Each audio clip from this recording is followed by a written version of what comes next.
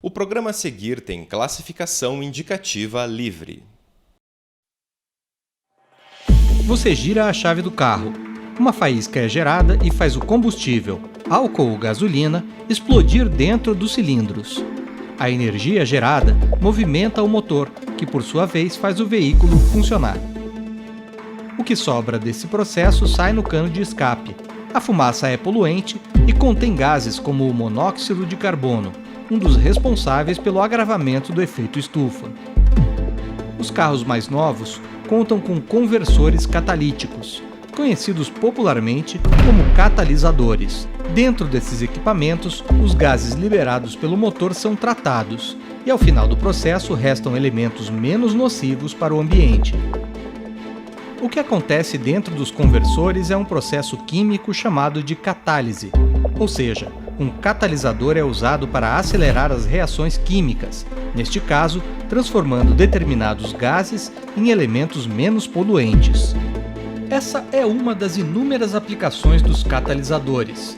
Essas substâncias são usadas na indústria e em várias atividades do dia a dia para acelerar reações. Este grupo de pesquisa se dedica a estudá-los. É sobre o trabalho deles que o Ciência fala hoje. Vem com a gente!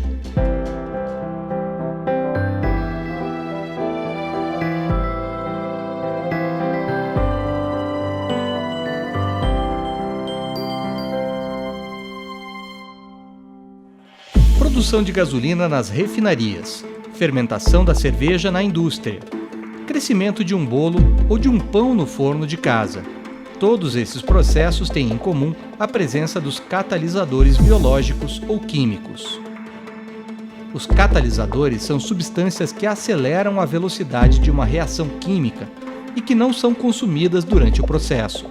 São sistemas, porque pode ser uma molécula, você pode combinar várias moléculas, um material, que ele tem a função de acelerar uma reação química. Então, uma reação química que demoraria um dia, na presença de um catalisador, poderia demorar um segundo. Ou mesmo que demorasse menos de um dia, só o fato de diminuir o tempo dessa reação já é uma catálise, ou seja, acelerar uma reação. Só que não basta só acelerar, ele tem que ser recuperado. Então, o catalisador é algo que, no final, você pode reutilizar ele. Essa que é o grande potencial dos catalisadores, porque tem várias moléculas, várias reações químicas que a gente pode estudar, que você misturando vai acelerar, a reação vai ser mais rápida. Mas só vai ser uma catálise, só vai ser um catalisador se no final você conseguir recuperar ele, entender como aquele processo acontece e provar se não realmente é um catalisador, porque a gente pode reutilizar ele várias vezes e no final ele está intacto. Este grupo de pesquisa do Departamento de Química da Universidade Federal do Paraná se dedica a estudar os catalisadores para uma classe de reações que envolve os organofosforados. A gente tem interesse particularmente com essas reações de organofosforados porque são compostos que são conhecidos por ser altamente estáveis. Então, eles ficam muito tempo na sua forma reativa sem se decompor. Estes compostos organofosforados fazem parte do nosso DNA e RNA e têm funções biológicas importantes. Por outro lado, eles também estão presentes em pesticidas e nas armas químicas. Então, nosso interesse em estudar essas reações, claro, olhando para o sistema biológico, é para entender os processos, entender como que acontece, tentar ajudar, desenvolver materiais que possam ajudar a detectar problemas que a gente possa ter. Por exemplo, uma doença genética é causada por um defeito no DNA. Se a gente conhece como que isso acontece, a gente pode tentar remediar isso e criar o que muitas pessoas chamam de enzimas artificiais, que vai para o lado de terapia genética. Mas, claro, a gente não faz a terapia genética em si, a gente procura entender, Nossa preocupação do grupo é entender os processos e, claro, a gente começa no nosso corpo, a gente começa tentando entender como as nossas enzimas biológicas atuam, quais grupos ela utiliza para promover aquela reação. E depois de tentar entender isso em modelos mais simples, moléculas químicas menores, aí a gente tenta levar esse conhecimento para essas substâncias tóxicas. A maioria delas são proibidas, a maioria delas são armas químicas, existe uma convenção internacional que faz parte da maioria dos países, que tem uma preocupação primeiro em erradicar essas substâncias, porque criou-se grandes estoques dessas substâncias na época da Guerra Fria, outras guerras. Então, tem esses toques, mas hoje tem essa convenção que fala, não, todo mundo que faz parte da convenção, não vamos usar essas armas químicas, vamos tentar acabar com elas, erradicar, ou seja, decompor essas substâncias e nunca mais fabricá-las novamente. O fato é que a gente tem ainda grandes estoques, não só das armas químicas, mas dos pesticidas. Então a gente quer tentar trazer um pouco desse conhecimento que as nossas enzimas biológicas fazem para essas estruturas, para tentar acabar com essas moléculas. Né? Os organofosforados são muito estáveis e os pesquisadores avaliam catalisadores que podem acelerar o processo de quebra destes compostos. A catálise é algo que está muito na moda, né? Acelerar reações, ter catalisador, está super na moda. E, sinceramente, qualquer coisa vai acelerar. Se a gente pegar detergente, pegar um pó no chão, misturar tudo que a gente tem, provavelmente a reação vai ser mais rápida. Você não vai saber por quê, mas vai ser. Então, o que a gente quer é tentar desenhar isso, entender por que está sendo mais rápido, o que poderia melhorar. E tentar chegar, idealmente, num catalisador ótimo, ou seja, no melhor catalisador possível. Os estudos têm aplicações em várias áreas. Uma delas é a destruição de agrotóxicos proibidos e que ainda existem estoques no Brasil. O Brasil é um país agrícola e tem um estudo internacional que prevê que será o maior país agrícola em 2019. E, obviamente, isso vai vir acompanhado de um uso crescente de agrotóxicos. E tem muitos agrotóxicos que são baseados em organofosforados, muitos que são proibidos até no Brasil. Só que, anualmente, faz-se análises e sempre eles aparecem nesses testes. Ou seja, a gente tem, não sei exatamente quantos testes eles fazem por ano, mas o monitoramento não é eficaz. Não existe um monitoramento real, um monitoramento, digamos, surpresa, que a gente possa, em qualquer momento, pegar uma alface, um tomate, lavar e ver se tem pesticida ou não, né? Então, muita gente acaba sabendo isso depois que já consumiu o alimento. Mas também tem os estoques. Tem um pesticida particular que a gente estuda bastante no nosso laboratório, que é o Paraxon. Ele, há muitos anos, é proibido na Europa, nos Estados Unidos, e há alguns anos para cá, acho que faz uns 5 anos que é proibido no Brasil. Mas ainda a gente encontra traços deles na agricultura. Tem grandes estoques. Então, e a única forma de parar com que se utilize ele é acabar com ele. Então, o que a gente faz nesse sentido é tentar criar processos de detoxificação. É neste momento que entram os catalisadores, para acelerar o processo de quebra dos agrotóxicos e de transformação em substâncias menos agressivas. Que a gente acha que tem-se uma preocupação de acabar com essas substâncias tóxicas, seja as próprias armas químicas ou os pesticidas, né? Então, os mecanismos que eles estão encontrando para tentar combater isso é o que a gente tem feito, né? O que a gente está tentando fazer é criar novos catalisadores, criar novos processos que podem acabar com aquela toxicidade. Os pesquisadores também estudam catalisadores que possam ser usados para acusar a presença de agrotóxicos. As substâncias poderiam ser usadas pelas pessoas ao lavar alimentos para descobrir se são seguros para o consumo. Tem alguns alunos agora que estão trabalhando com filmes. A gente deposita os materiais na forma de filme, que pode ser em cima de um vidro ou de um plástico, e a gente pode dobrar ele e colocar em qualquer lugar. Pendura num becker, reagiu, tira e vai continuando a reação e depois pode reutilizar, que é o que a gente acha que é mais promissor para o desenvolvimento de sensores, né? Que a gente está numa fase bem inicial, porque a gente sonha, por exemplo, se a gente sabe a reação que um catalisador que reage muito bem com pesticida, por exemplo, a gente sabe que ele vai quebrar ele. E aí a gente pode, do lado desse grupo, colocar um grupo que pode mudar de cor, ou seja, o teu plástico ou o seu filme pode, de repente, mudar de cor e te mostrar, não, ó, toma cuidado, não vai comer essa fruta porque realmente está contaminado, né? E eu acho que não é só uma questão caseira, assim, né? Um uso caseiro, é realmente ter no centro de distribuição. Então, chegou uma leva, vai lá, faça uma avaliação, vê se pode seguir em diante ou não, né? É este grupo de estudos do Departamento de Química da Universidade Federal do Paraná que trabalha para tornar estas possibilidades reais. É sobre os estudos deles que vamos falar no próximo bloco. O Ciência volta já!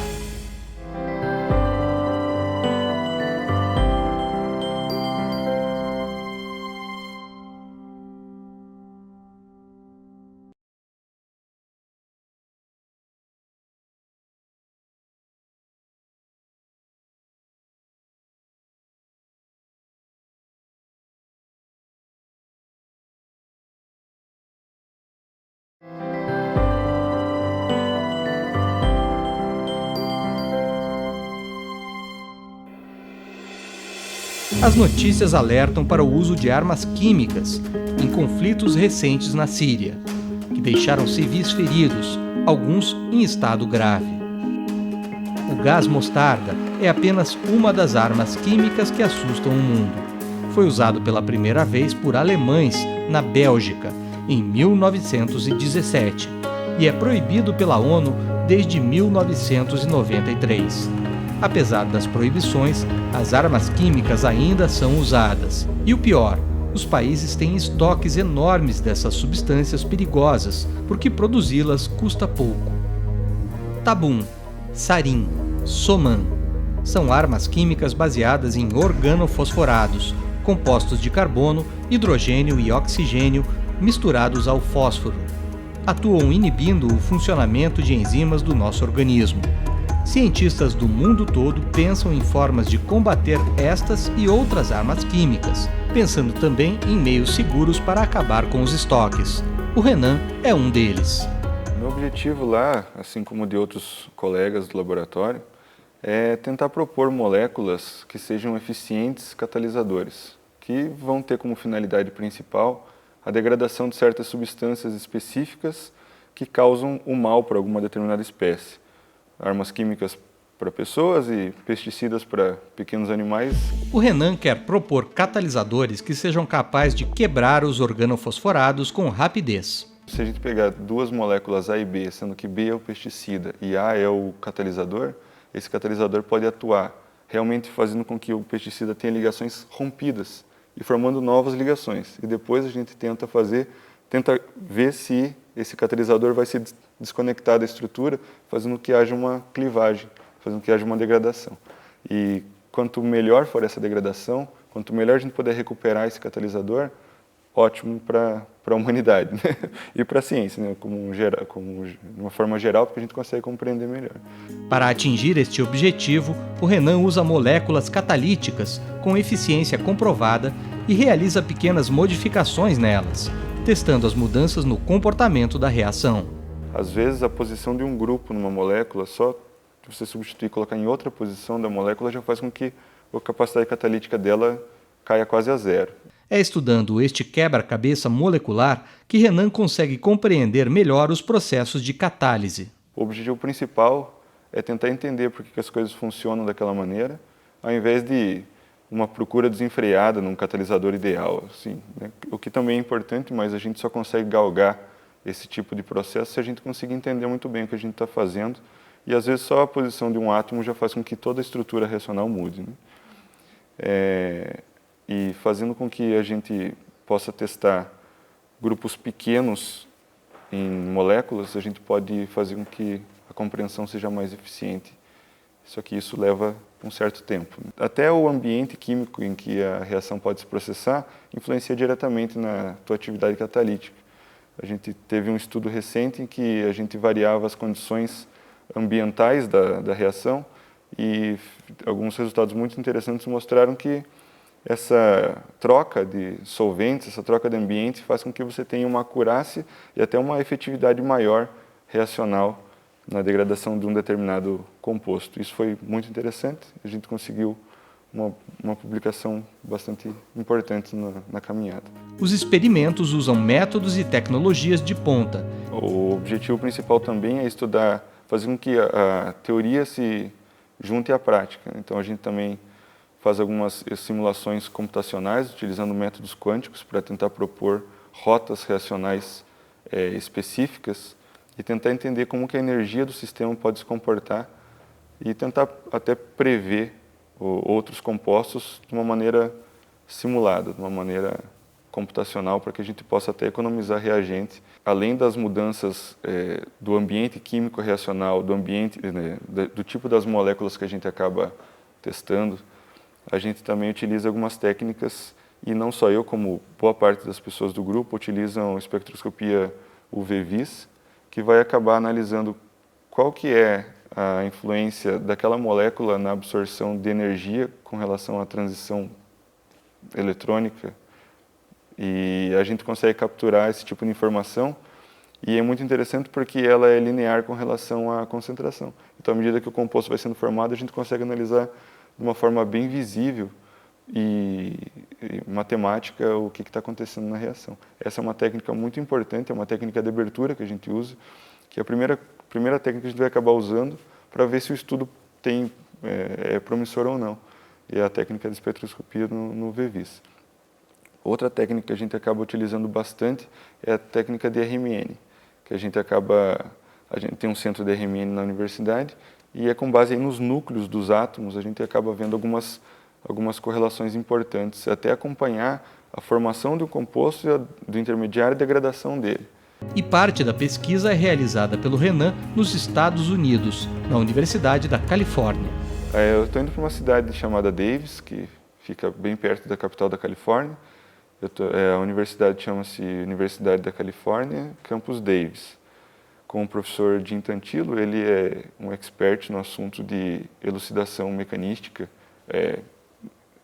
realmente elucidar o que está acontecendo numa reação química com métodos teóricos. E a parceria dele com a professora Elisa proporcionou essa ida, que vai ser uma abertura de portas para que a gente possa talvez mandar mais alunos no futuro. Mas o objetivo é justamente tentar entender melhor os nossos sistemas experimentais com técnicas teóricas que são desenvolvidas em grande parte por eles lá. São cálculos que envolvem mecânica quântica aplicada a reações químicas, a sistemas químicos, e pode fazer com que a gente consiga prever muitas propriedades difíceis de se conseguir experimentalmente. A gente consiga fazer troca de substituinte, troca de molécula, troca de ambiente, só fazendo cálculos, e o que pode fazer com que a gente tenha resultados mais rápidos, muitas vezes não tão rápidos, mas possa fazer com que a gente tenha uma subida de degrau um pouco mais rápida para a gente conseguir tentar propor novos catalisadores. E o objetivo geral lá seria esse, a gente tentar propor novos catalisadores teóricos para que a gente possa tentar testá-los, sintetizá-los, testá-los posteriormente nos nossos ésteres de fosfato modelo e tentar buscar o que faz com que as substâncias daquele tipo são mais ou menos efetivas. E tentar entender é o nosso maior objetivo. Os experimentos do Renan podem ajudar a compreender a ação a longo prazo de medicamentos para doenças crônicas no corpo humano e de animais, e também podem esclarecer a ação de pesticidas como agrotóxicos no organismo humano. A gente pode aproveitar moléculas e substâncias que já são comercializadas para um fim específico, que é o benefício da saúde da população, por exemplo, alguns fármacos tipo albendazol, benzidazol, um muito reativo, a gente tem conseguido excelentes resultados, é o metimazol, que serve para hipotireoidismo. Essas moléculas elas são utilizadas para doenças crônicas, geralmente, e diariamente pelas pessoas. E é claro que se faz um estudo a respeito dessas moléculas são ou não problemáticas para o organismo. Só que, às vezes, no longo prazo, essas moléculas podem se mostrar muito reativas com determinadas estruturas do corpo e acabar acarretando efeitos colaterais. Como os pesticidas são ésteres de fosfato, armas químicas também, e se parecem muito com o DNA, na verdade, que o DNA tem uma parte que é o éster de fosfato, pode ser que esses fármacos estejam, a longo prazo, reagindo com substâncias que a gente não gostaria no organismo. E é claro que estão indo para o norte delas, que é justamente curar alguma doença ou amenizar os sintomas, mas pode estar fazendo com que existam efeitos colaterais. E esse tipo de reação que a gente estuda acaba sendo ligado também ao controle de pesticidas, porque aí a gente pode estudar se esse medicamento está sendo muito reativo para aquele grupo de substâncias, o que pode ser um alerta, uma advertência à prescrição desse remédio em utilização em diária, utilização para controle de doenças crônicas, né? Então, e esses fármacos alguns deles acabaram se mostrando muito reativos. O Valmir também estuda maneiras de tornar moléculas catalisadoras mais eficazes. O foco dele é o imidazol, um composto formado de carbono, hidrogênio e nitrogênio, dividido em 5 membros. O foco é projetar catalisadores ideais, variando a posição dos grupos. O imidazol é presente no constitutivo das enzimas, então se sabe da grande capacidade catalítica que esse composto tem, e nós buscamos o quê? Melhorar e dar novas propriedades para esse composto, variando, colocando um grupamento em alguma posição, variando que tipo de grupamento, se ele retira densidade de carga, se ele coloca densidade de carga e outras propriedades. A molécula que eu trabalhei, ela mostrou um potencial bem interessante, porque ela mostrava uma catálise intramolecular, quer dizer que o próprio imidazol ajudava uma outra parte da molécula a fazer o ataque nucleofílico.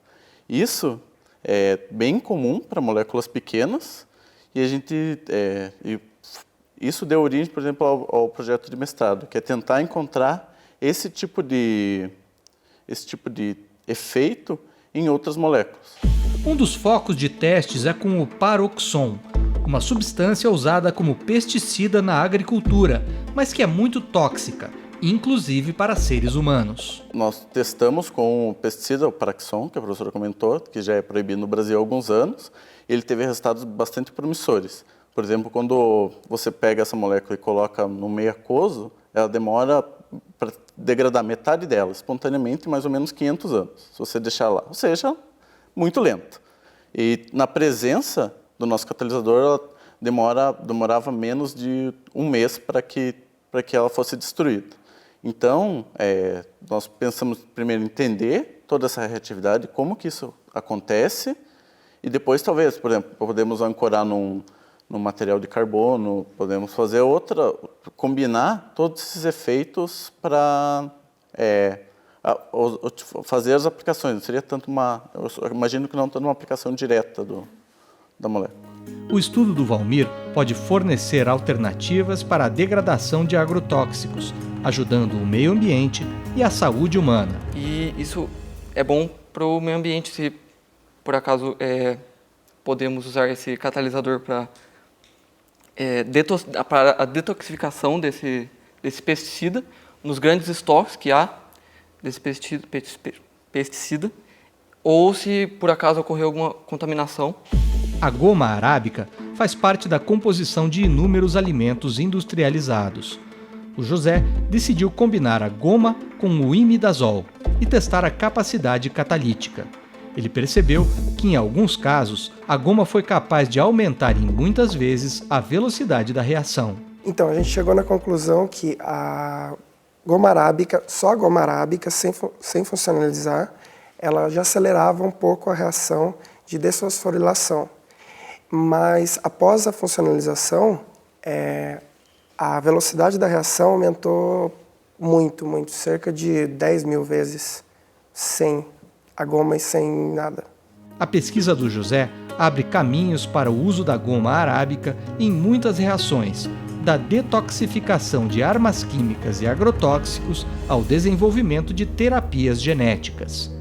Nós também fizemos uns testes com DNA plasmídico, juntamente com o setor de bioquímica da UFPR, e a goma arábica mostrou uma habilidade nas reações com esse DNA plasmídico, o que abre possibilidades para desenvolvimento em terapia genética, em desenvolvimento de novas enzimas artificiais, abre um leque muito grande de oportunidades nessa área. O grupo de pesquisa também testou o uso de uma goma considerada resíduo industrial, ou seja, lixo. Então, a indústria tanina do Rio Grande do Sul produz essa goma arábica, é um resíduo que eles consideram um problema, eles não sabem muito o que fazer. Então, em colaboração com a professora Isabel, do meu departamento, ela já trabalha com esse material para as outras aplicações, e aí ela vai me mostrar o material e eu falei assim, não, então vamos tentar funcionalizar. A gente conseguiu funcionalizar esse lixo industrial e a gente ficou muito surpreendido que os resultados foram melhores do que a própria goma que a gente tinha comprado, né? Então, a gente fez testes catalíticos, a reatividade foi muito melhor e a gente já fez vários testes com um DNA e a sua atividade foi muito melhor que a outra goma que a gente utilizava, que a gente chama de goma comercial.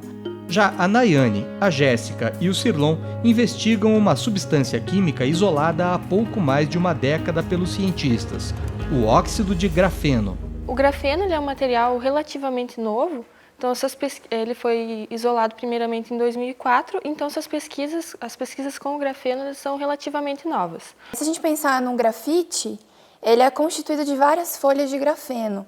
Então, como um pacote de pães de forma, cada pão de forma seria um grafeno, constituindo o grafite. O objetivo da Nayane é funcionalizar o óxido de grafeno para aplicar, por exemplo, no desenvolvimento de músculos artificiais. Os músculos artificiais eles podem ser aplicados tanto em próteses como na área de robótica. Eles vêm a substituir o tecido humano. Então, o polímero condutor, nesses músculos artificiais, ele tem a capacidade de contrair e de relaxar. imitando o processo que ocorre no tecido, no músculo humano. Outra aplicação é o desenvolvimento de filmes finos que possam ser usados em reações com organofosforados. Em outras palavras, um filme fino como este poderia ser usado para detectar a presença de pesticidas em vegetais no momento em que fossem lavados, na casa das pessoas. Já estamos na fase de tentar obter o filme fino, para verificar se a funcionalização deu certo, se tudo ocorreu como planejado, são feitas algumas caracterizações. Essas caracterizações incluem infravermelho, difração de raio-x, Raman, microscopia eletrônica de varredura. E todas essas caracterizações servem para verificar se a funcionalização realmente está ocorrendo. Posteriormente, nós vamos realizar trabalhos eletroquímicos para ver se vai poder ser aplicado esse material que eu produzi. A Jéssica estuda formas de modificar a superfície do grafeno, realizando combinações com outros materiais, como nanopartículas de prata. O meu objetivo é, em primeiro lugar, modificar o grafeno, modificar a superfície dele com grupos diferentes e combinar o grafeno com outros materiais, com o objetivo de eu ter um material final, que nós chamamos de nanocompósito, que tenha multifuncionalidades, que apresentem diferentes funções em diferentes casos. Então, por exemplo, eu trabalho com o grafeno e com nanopartículas metálicas, no caso, com nanopartícula de prata. A gente trabalha de forma bem parecida, a gente até trabalha, né, meio junto, ajudando uma outra bastante. Ela utiliza o óxido de grafeno, eu também utilizo o óxido de grafeno. A diferença é que eu trabalhei com nanopartículas metálicas, né? Eu trabalhei com a prata. A parte do trabalho dela não envolve essa parte de nanopartículas metálicas. Ela trabalha com o polímero e eu trabalho simplesmente eu utilizo uma molécula, que é a cisteamina, para funcionalizar o óxido de grafeno, enquanto ela funcionaliza com polímeros, com outras moléculas. Então, basicamente, essa diferença, assim. Ela também pesquisa o desenvolvimento de filmes finos que possam ser usados em reações com pesticidas. Então, trabalhar com filme fino é muito mais fácil do que trabalhar com pó. O pó pode voar, enfim, várias desvantagens. Quando a gente transforma isso, utilizando essa rota, que é super simples, super prática, é uma coisa bem inovadora, né? Bem prática para desenvolver aí para vários outros caminhos. O Cirlon trabalha com funcionalização química, ou seja, liga quimicamente um composto a outro para melhorar as propriedades do óxido de grafeno ou adicionar novas propriedades, como a habilidade de catálise, criando assim nanocatalisadores.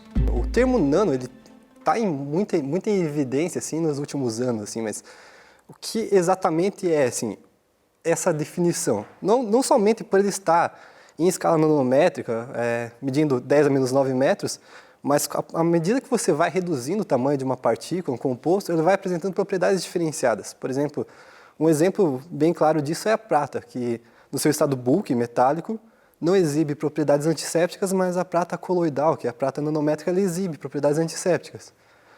E o grafeno é um material que foi, também, já em torno de 10 anos que foi descoberto, rendeu o prêmio Nobel aos seus descobridores. Ele é um material que ele apresenta excelentes propriedades elétricas, térmicas, magnéticas, ópticas. E eu trabalho com funcionalização química, que consiste em você ligar quimicamente um composto ao outro, de modo que você pode melhorar essas propriedades já existentes, bem como adicionar novas propriedades. E, no caso, o objetivo é adicionar a propriedade de catálise. Então, eu ancorava quimicamente um composto ao grafeno e realizava seu estudo como catalisador, o foco do grupo, nas reações de desfosforilação. No mestrado, ele trabalha com o mesmo princípio, mas usa os nanotubos de carbono. E a vantagem do nanotubo é que ele seria com nanopartículas magnéticas incorporadas a ele, e a vantagem para a separação do catalisador, depois você só aplicaria um campo magnético, ou seja, colocaria um ímã, conseguiria separá-lo. Os estudos de nanocatalisadores aplicados em organofosforados, realizados pelo grupo da Química da UFPR, são pioneiros. Algo bastante recente, né? Até onde a gente sabe, não tem nenhum estudo sistemático envolvendo nanocatalisadores, ou seja, esses materiais derivados dos nanomateriais de carbono, nanotubo ou grafeno, aplicado a organofosforados. Tem muitos sensores que utilizam isso combinado a enzimas, mas não tem nenhum estudo que procure entender sistematicamente para tentar desenvolver racionalmente um nanocatalisador. Então, isso que a gente está bem contente de começar essa linha de pesquisa em colaboração com o professor Aldo Zarbin. Estudando profundamente reações químicas e compostos, modificando a estrutura de moléculas. Nestes laboratórios podem nascer soluções para identificar em casa a presença de agrotóxicos nos nossos alimentos e até mesmo para combater armas químicas e estoques de pesticidas proibidos. É muito legal saber que talvez um trabalho que a gente faz na universidade ele vai contribuir para a vida das pessoas. Esse fazer ciência é bem interessante porque é algo que ninguém nunca fez. Todo o processo pode ser algo novo. Por exemplo, quando a gente desenvolve o projeto, nós imaginamos que essas moléculas têm uma capacidade catalítica. Mas eu não consigo afirmar com certeza antes de estudá-las qual é melhor ou qual não é. Então, essa sensação de você descobrir algo novo, de você contribuir com o progresso da ciência ou contribuir mesmo com a sociedade, quando nós pensamos nas aplicações, é algo que eu imagino que dificilmente alguma outra profissão pode dar para o ser humano.